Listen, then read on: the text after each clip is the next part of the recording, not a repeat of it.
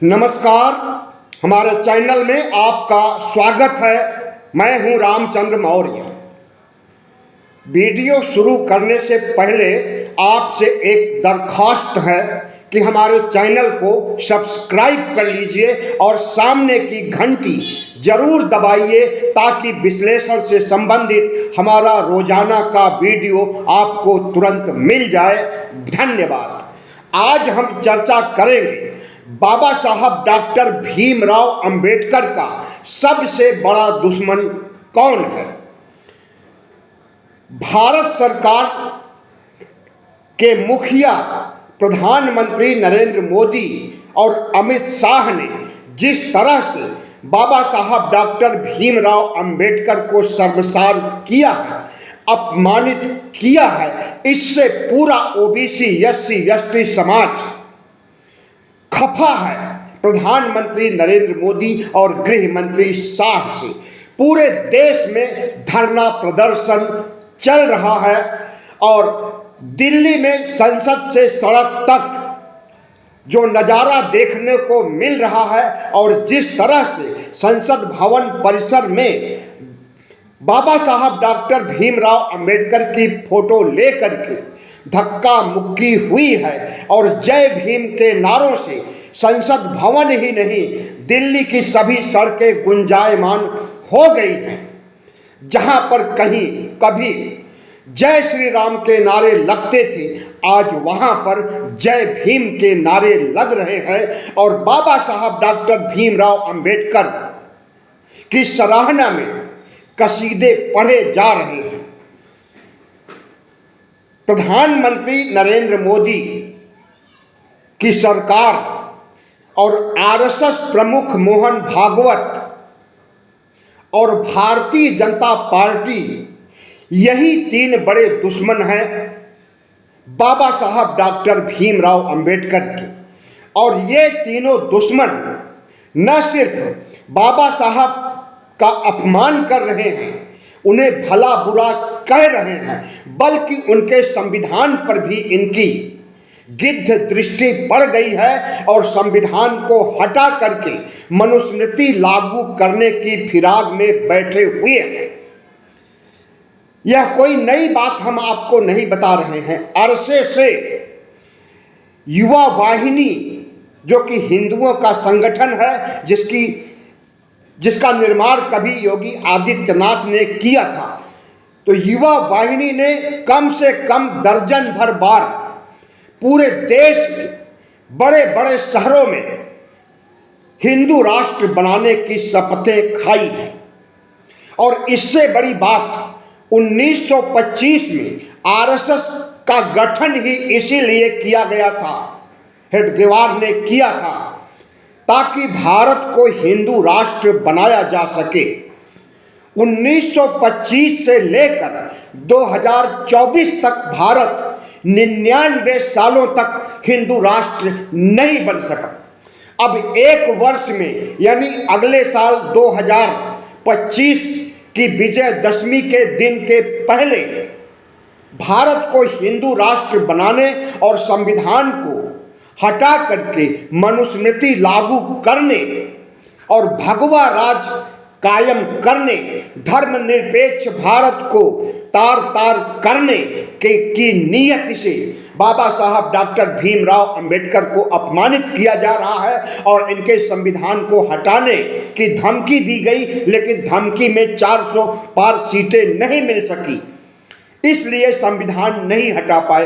अगर 400 पार सीटें मिल गई होती तो अब तक यह संविधान भारत का संविधान नहीं होता, बल्कि कूड़ेदान में होता। लेकिन प्रधानमंत्री नरेंद्र मोदी, अमित शाह और भागवत और योगी जैसे तमाम हिंदू पंथी, कट्टरपंथी, दक्षिणपंथी नेताओं के मन में अगर बाबा साहब डॉक्टर भीमराव अंबेडकर के प्रति नफरत और संविधान के प्रति नफरत, आक्रोश कूट कूट करके भरा है, तो वह कभी न कभी किसी न किसी बहाने निकल ही आता है। उसी नफरत की वजह से राज्यसभा में जब अमित शाह गृह मंत्री भाषण दे रहे थे तो उन्होंने बाबा साहब डॉक्टर भीमराव अंबेडकर को अपमानित किया। और यह न सिर्फ उनका अपमान है, भारत का अपमान है, भारत के संविधान का अपमान है, भारत की संप्रभुता का अपमान है और इस देश के बहुसंख्यक ओबीसी एससी एसटी का अपमान है। तो इस अपमान का बदला ओबीसी एससी एसटी कैसे चुकाएगा? इन्होंने संविधान बदलने की बात चुनाव में, लोकसभा चुनाव में कहलवाई अपने सांसदों से, और उस समय ये नापना चाहते थे कि देखिए कितना विरोध होता है, क्योंकि इन्हें हिंदू राष्ट्र तो बनाना ही है, संविधान को हटाना ही है। इसलिए इन्होंने बानगी के तौर पर अपने सांसदों से कहलवाया कि 400 पार सीटें दीजिए, हम भारत से संविधान को हटा करके मनुस्मृति लागू कर देंगे, हिंदू राष्ट्र बना देंगे। लेकिन पहले ही वार में इनका वार निष्फल हो गया और इनकी सरकार बैसाखियों पर आ गई। 303 वाली सरकार 140 पर सिमट गई और 2 बैसाखियों का सहारा लेना पड़ गया। और अब जब ये बाबा साहब को अपमानित कर रहे हैं और संविधान हटाने की मंशा से कांग्रेस पार्टी को, विपक्ष को खत्म कर देना चाहते हैं, अपने रास्ते का कांटा हटा देना चाहते हैं और अपने सबसे बड़े दुश्मन, राजनीतिक दुश्मन राहुल गांधी के खिलाफ तमाम मुकदमे दर्ज कर रहे हैं। 24 से अधिक मुकदमे पहले से ही दर्ज थे और कल से लेकर के आज तक भी दर्जन भर मुकदमे इनके खिलाफ तमाम धाराओं में दर्ज किया गया है। तो सबसे बड़े सियासी शत्रु राहुल गांधी को पहले हटाएंगे, उसके बाद एक एक करके इंडिया गठबंधन को तोड़ेंगे, खत्म करेंगे, सीबीआई ईडी आईटी लगा करके सबको जेल में डालेंगे। उसके बाद ये हिंदू राष्ट्र की घोषणा करने का मंशा बना चुके हैं। तो सवाल उठता है कि आज बाबा साहब डॉक्टर भीमराव अंबेडकर की अवहेलना, इनका अपमान, इनकी भर्त्सना अगर कर रहे हैं तो यह बेवजह नहीं है, इसकी कोई ना कोई वजह जरूर है। मोहन भागवत, प्रधानमंत्री नरेंद्र मोदी, अमित शाह, योगी आदित्यनाथ जैसे दक्षिणपंथी कट्टरपंथी नेताओं में ऐसी कौन सी सांठगांठ हो गई है जिसके आधार पर यह धर्मनिरपेक्ष भारत का कलेवर बदलना चाहते हैं, संविधान को हटाना चाहते हैं, हिंदू राष्ट्र बनाना चाहते हैं, और वह भी ताकत से। अब इन्हें पता चल गया है कि राहुल गांधी कोई भी किसी भी चीज का विरोध करेगा तो उसको अनसुना करने के लिए इनके पास बहुत से औजार हैं, बहुत से हथियार हैं। झूठे मुकदमे दर्ज कर देंगे बिना किसी सबूत के। कल जो कुछ भी संसद भवन परिसर में हुआ, संसद भवन परिसर में हर जगह चप्पे चप्पे पर सीसीटीवी लगा हुआ है, लेकिन राहुल गांधी को कसूरवार ठहराते हुए धक्का मुक्की ही नहीं बल्कि हत्या के आरोप में राहुल गांधी को गिरफ्तार करने की साजिश रची जा रही है। जबकि हत्या क्या, इन्होंने मक्खी भी नहीं मारी और इन्हें तमाम बड़ी धाराओं में 10 साल से ज़्यादा तक की या इन्हें उम्र कैद तक की धाराओं में इनके ऊपर धाराएं लगा करके और इन्हें जेल में ठूसने और इन्हें बंद कर देने, कभी चुनाव न लड़ने देने और नेता विपक्ष पद से हटाने का जो कुत्सित प्रयास कर रहे हैं नरेंद्र मोदी शाह, इसे पूरा देश देख रहा है। और अगर ये राहुल गांधी को जेल में बंद कर देंगे तो राहुल गांधी का कद और बढ़ जाएगा, और जब राहुल गांधी जेल से आएंगे तो नरेंद्र मोदी और शाह से भी बड़ा कद राहुल गांधी का हो जाएगा। राहुल गांधी ने जिस तरह से संविधान बचाने के लिए काम किया, जिस तरह से अडानी कांड को उठा करके अडानी के चाल चरित्र चेहरे और नरेंद्र मोदी के चाल चरित्र चेहरे को, नरेंद्र मोदी और अडानी की सांठगांठ का खुलासा किया है और अडानी को गिरफ्तार करने की मांग किया है, उससे भारतीय जनता पार्टी बुरी तरह से खफा है और अब वह किसी न किसी बहाने कि वह राहुल गांधी ने सत्ता पक्ष के सांसदों के साथ धक्का मुक्की किया, बदमाशी किया, मारपीट किया, मार डालने की कोशिश किया, ऐसी ऐसी धाराओं में इन्हें बंद करने के लिए साजिश और षड्यंत्र रचा जा रहा है। अब इसे अंजाम भी दिया जाएगा और हमें लगता है जब अंजाम दिया जाएगा तो नरेंद्र मोदी एक के बाद दूसरी, दूसरी के बाद तीसरी गलती करते चले जा रहे हैं। इन्हें यह इल्म नहीं है कि पूरे देश की जनता की नज़र राहुल गांधी और नरेंद्र मोदी शाह के कुकर्मों पर, इनके हेट स्पीच, इनके बाबा साहब के खिलाफ दिए गए अपमानित भाषण की तरफ पूरा देश टकटकी लगा करके देख रहा है और ये जो कुछ सोच रहे हैं, जो कुछ करना चाहते हैं, उस पर भी नज़र रखे हुए हैं। तो सवाल उठता है कि क्या भारत राष्ट्र एक धर्मनिरपेक्ष राष्ट्र के रूप में रह पाएगा? क्या आरएसएस भारतीय जनता पार्टी और दक्षिणपंथी संगठन और पार्टी भारतीय जनता पार्टी की कुदृष्टि जो पड़ी हुई है भारत राष्ट्र पर, संविधान पर, इस देश की साझा संस्कृति पर, उसका शिकार ये सब हो जाएंगे या फिर अब इनका नंबर आ गया है सत्ता से बाहर जाने का, और सत्ता ही नहीं बल्कि सियासत से भी बाहर जाने का।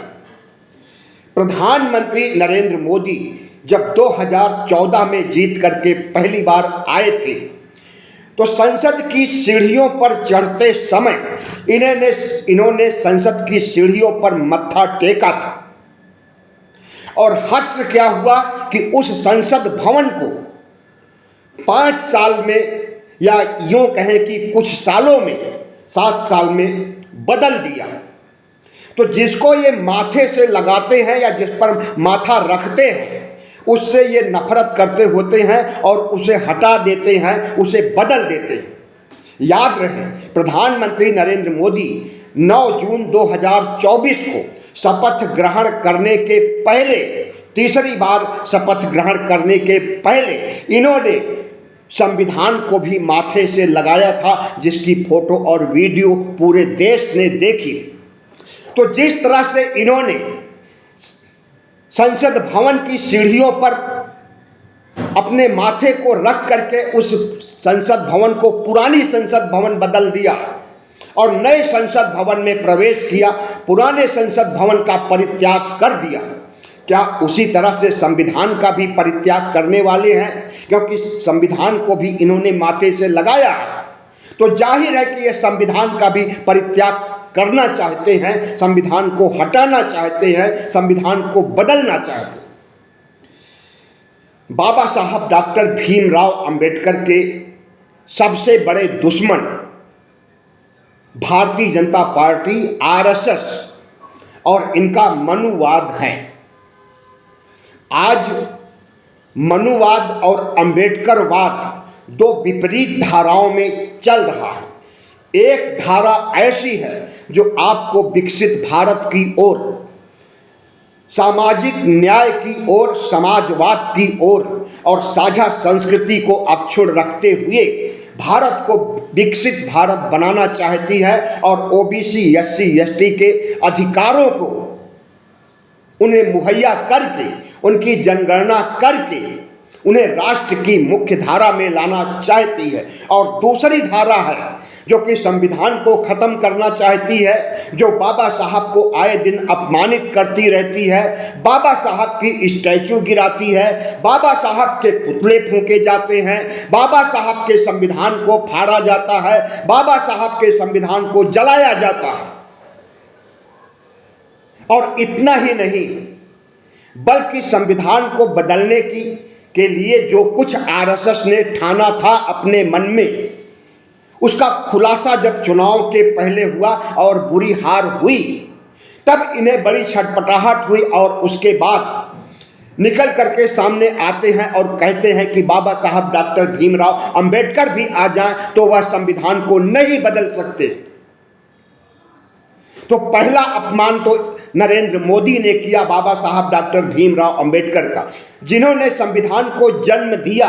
क्या वह संविधान की मौत कर सकते हैं? संविधान को तिल तिल मरते हुए देख सकते हैं? और बाबा साहब क्या, दुनिया का कोई भी शख्स जो मरा है वो आज तक जिंदा नहीं हुआ और न होगा। लेकिन नरेंद्र मोदी प्रधानमंत्री जब खुद बाबा साहब को अपमानित करने आगे निकल आए तो गृह मंत्री क्यों पीछे रहे? और उन्होंने जिस ढंग से कहा कि बाबा साहब का नाम लेने का फैशन बन गया है, अंबेडकर अंबेडकर अंबेडकर अंबेडकर अंबेडकर, सब लोग यह धुन लगाए रहते हैं। अगर इतना ही नाम भगवान का लें तो 7 जन्मों तक स्वर्ग मिलेगा। स्वर्ग और नरक और मनुवाद के अलावा इनके दिमाग में कुछ नहीं चलता। और वह स्वर्ग नरक हनुमान भगवान, इनके ब्रह्मा विष्णु महेश, इनका परित्याग करने के लिए डॉक्टर भीमराव अंबेडकर ने कहा था। और 14 अक्टूबर 1956 को विजयदशमी मनाई जा रही थी। तो एक तरफ आरएसएस विजयदशमी के दिन 14 अक्टूबर 1956 को अस्त्र शस्त्र की पूजा कर रहा था, और दूसरी तरफ बाबा साहब डॉक्टर भीमराव अंबेडकर ने हिंदू धर्म का परित्याग करके 22 प्रतिज्ञाओं के तहत बौद्ध धर्म स्वीकार कर रहे थे। और उनके साथ 5 लाख से अधिक दलित, ओबीसी और आदिवासी समाज के लोग हिंदू धर्म का परित्याग करके बौद्ध धर्म ग्रहण कर रहे थे। जिस समय संविधान लागू हुआ उस समय संविधान की अवहेलना किसने किया? संविधान को अपमानित किसने किया? और इतना ही नहीं, संसद भवन में संविधान को स्वीकार किया जा रहा था, अंगीकार किया जा रहा था 26 जनवरी 1950 को, और उसी से 3 किलोमीटर दूर रामलीला मैदान में यही आरएसएस और हिंदू महासभा के लोग, जनसंघ के लोग संविधान की प्रतियां जला रहे थे, बाबा साहब को जला रहे थे, इनकी प्रतिमा को, इनकी मूर्ति को जला रहे थे। और इतना ही नहीं, उस दिन बाबा साहब डॉक्टर भीमराव की शव यात्रा निकाली गई थी। बाबा साहब जिंदा थे लेकिन उनकी शव यात्रा निकाली जा रही थी। और उसके बाद से आरएसएस का कौन सा ऐसा नेता या पदाधिकारी या स्वयंसेवक नहीं था जिसने कि बाबा साहब के खिलाफ आग न उगला हो, बाबा साहब को बुरा भला न कहा हो। और जितनी मूर्तियां बाबा साहब और तथागत बुद्ध की आज तक तोड़ी गई हैं, हम समझते हैं उसकी 1/4 भी मूर्तियां किसी अन्य की नहीं तोड़ी गई। और आज भी, अभी कुछ समय पहले भी, लोकसभा चुनाव के पहले भी संसद भवन परिसर में लगी बाबा साहब की मूर्तियों को ढहा दिया गया था। ओबीसी, एससी, एसटी के युवाओं ने आंदोलन छेड़ा, उसका विरोध किया, तो कई उसमें घायल हुए, 1-2 मरे भी हैं। तो बाबा साहब डॉक्टर भीमराव अंबेडकर के सबसे बड़े दुश्मन नरेंद्र मोदी हैं, अमित शाह हैं, योगी आदित्यनाथ हैं, और उनसे सबसे बड़े मोहन भागवत, भारतीय जनता पार्टी और पूरा भगवा गैंग बाबा साहब का दुश्मन है। लेकिन जब सत्ता की मलाई खाने की बात आती है, चुनाव जीतने की बात आती है, प्रधानमंत्री और मंत्रिमंडल बनाने की बात आती है, तब ये बाबा साहब के कसीदे पढ़ने लगते हैं और अपने को बाबा साहब का सबसे बड़ा हितैषी साबित करने लगते हैं। तो इस देश के ओबीसी, एससी, एसटी के लोगों को समझना चाहिए कि आरएसएस के लोग, बीजेपी के लोग अगर बाबा साहब डॉक्टर भीमराव अंबेडकर का सम्मान कर रहे हैं तो इन दिल से नहीं कर रहे हैं, ईमानदारी से नहीं कर रहे हैं, दिखावे के लिए कर रहे हैं, आपके वोट के लिए कर रहे हैं। और जिस दिन ये जो जमीन बना रहे हैं हिंदू राष्ट्र बनाने की, जिस दिन उसके लिए ये उर्वर भूमि तैयार कर लेंगे, उस दिन बाबा साहब डॉक्टर भीमराव अंबेडकर को भी ठेंगा दिखा देंगे, आपको भी ठेंगा दिखा देंगे, संविधान को भी खत्म कर देंगे और हिंदू राष्ट्र बना देंगे। यही आरएसएस की, यही बीजेपी की, यही मोदी की, यही शाह की दिली इच्छा है। आरएसएस के लोग जो कुछ कहते हैं करते नहीं हैं, अपने मुख्य एजेंडे को छिपाते हैं और जो एजेंडा नहीं होता है, जिससे ये नफरत करते हैं, उस चीज को सामने रखते हैं और उसका हितैषी बनते हैं। इन्होंने महात्मा गांधी की हत्या किया और इसके बाद संविधान के बारे में, जब से संविधान बना है तभी से ये संविधान के दुश्मन बने हुए हैं और एक बार नहीं 50 बार संविधान को जलाया है। कभी जंतर मंतर पर, कभी रामलीला मैदान में, तो कभी देश के किसी अन्य दूसरे जगहों पर। तिरंगे झंडे का सम्मान इन्होंने कभी नहीं किया। 52 साल तक आरएसएस के हेडक्वार्टर नागपुर में तिरंगे झंडे को नहीं फहराया गया। जब कुछ युवक जबरन जाकर के वहां झंडा फहरा दिए, तब 2002 से या 2001 से इनके यहां झंडा फहरा रहा। तो भारतीय जनता पार्टी और आरएसएस के चाल चरित्र चेहरे को समझने की जरूरत है और इनका जो सबसे बड़ा एजेंडा है, इनका जो सबसे बड़ा उद्देश्य है, भारत को धर्मनिरपेक्ष, भारत को हिंदू राष्ट्र बनाने का, इस सपने को ध्वस्त करने का समय आ गया है। बाबा साहब डॉक्टर भीमराव अंबेडकर ने कहा था कि जिस दिन हिंदू राज्य या हिंदू राष्ट्र बनेगा, उस दिन ओबीसी एससी एसटी के लिए महाविपत्ति का दिन होगा। इनके हिंदू राष्ट्र को रोकना चाहिए और अगर इनके हिंदू राष्ट्र को ओबीसी एससी एसटी के लोग नहीं रोकेंगे तो ये फिर से गुलाम बनेंगे, वैसे जैसे 2000 साल पहले मनुस्मृति युग में गुलाम थे।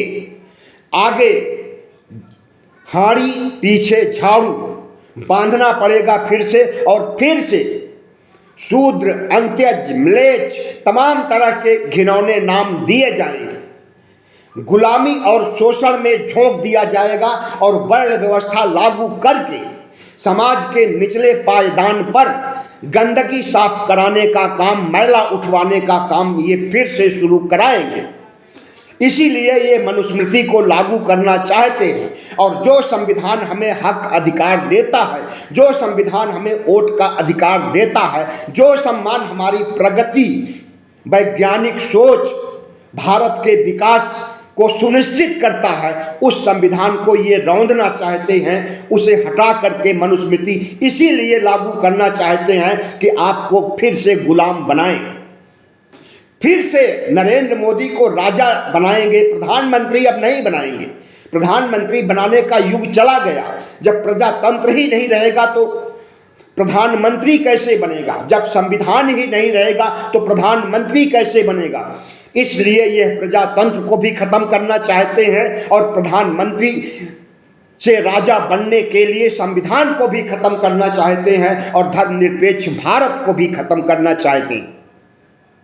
राजतंत्र को फिर से कायम करने के संकेत नरेंद्र मोदी ने 6 महीने पहले दे दिया था, जब इन्होंने नए संसद भवन का उद्घाटन किया था और नए संसद भवन में तमिलनाडु से मंगा करके सिंगोल को स्थापित किया गया था और उस सिंगोल को लेकर नरेंद्र मोदी पूरे कैंपस में चलते हुए नजर आए और अंत में उसी नई संसद में सिंगोल की प्रतिष्ठापित करके उसके सामने साष्टांग पड़ गए।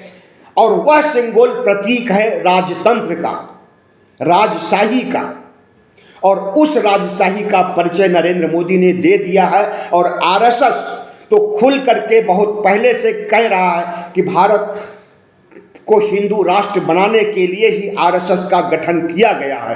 हिंदू युवा वाहिनी के लोग खुल करके भारत भर में पूर्व हर जगह कस्में खा रहे हैं कि हम हिंदू राष्ट्र बनाएंगे, मरेंगे, मारेंगे, बलिदान लेंगे, बलिदान देंगे।